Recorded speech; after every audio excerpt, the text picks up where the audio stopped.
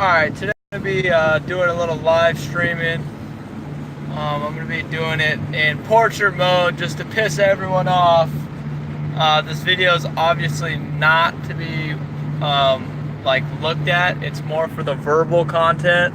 So I'm going to try to enunciate properly and explain myself very clearly on this one. Money has been at the basis of society ever since its founding fathers. Ever since day one, people have traded with one and another. They've traded items such as produce, such as livestock, such as raw materials and raw metals.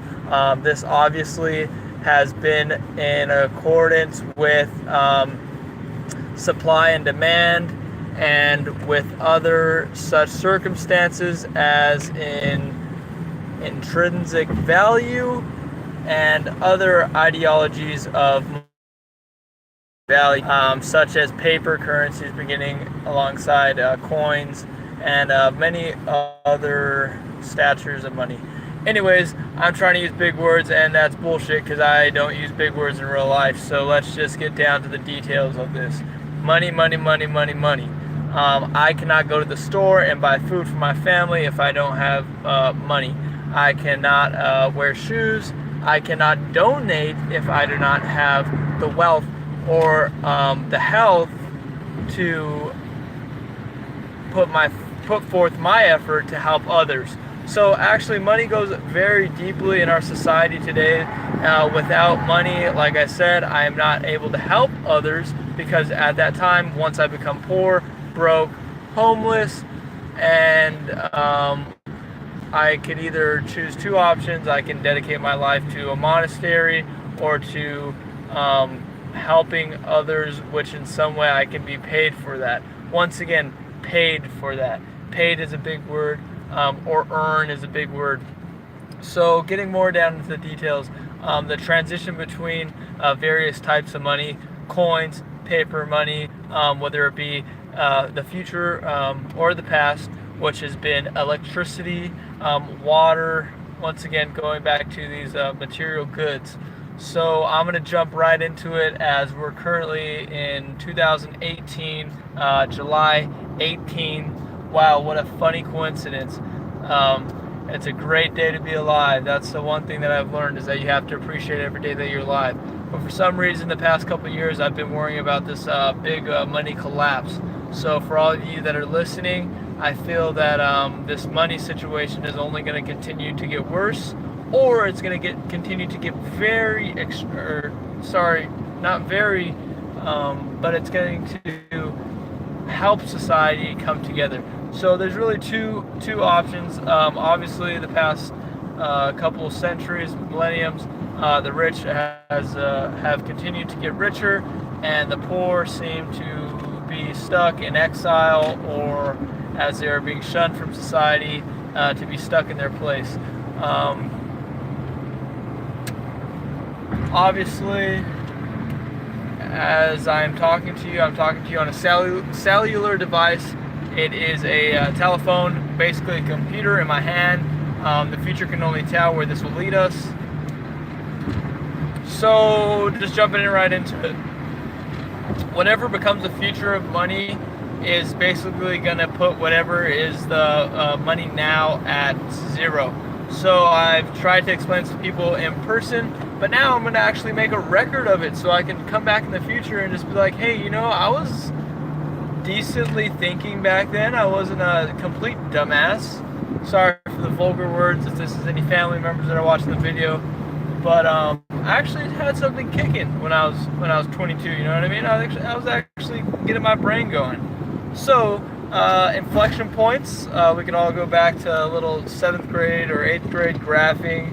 Basically, when two lines cross each other on a graph, an inflection point, or basically say I have something for $100, you have something for $1, but my price at $100 is way overpriced, so it starts coming down to about let's say $75, and that $1 item starts coming up to about $25. And for some reason, people just keep wanting that 25 or that $1 item more and more and more and more, even though it started off as a $1 item. Now it's becoming one of those instances where we are talking about supply and demand.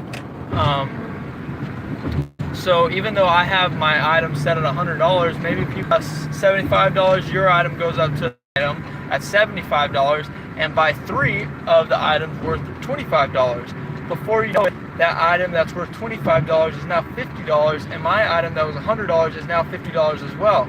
And now people are looking at this and going, why is that item worth more than this item?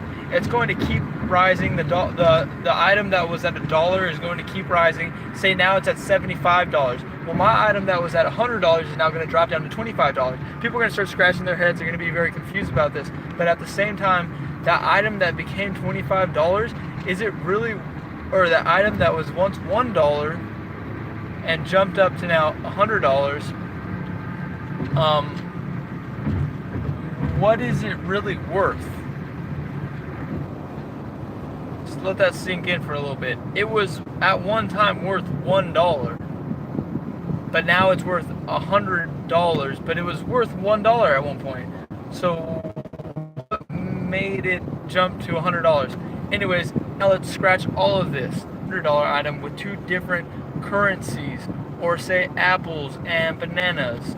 Okay, so once you have either way, apples or bananas, once that one apple becomes is worth 100 bananas, people are gonna start not wanting the bananas anymore. They're gonna want the apples, and basically the bananas are gonna go to zip, nada. People are gonna be walking around with cases full of bananas, and it's not gonna be worth anything. You're gonna have to eat all those bananas. They're gonna go rotten, and you're not gonna have any value for those bananas.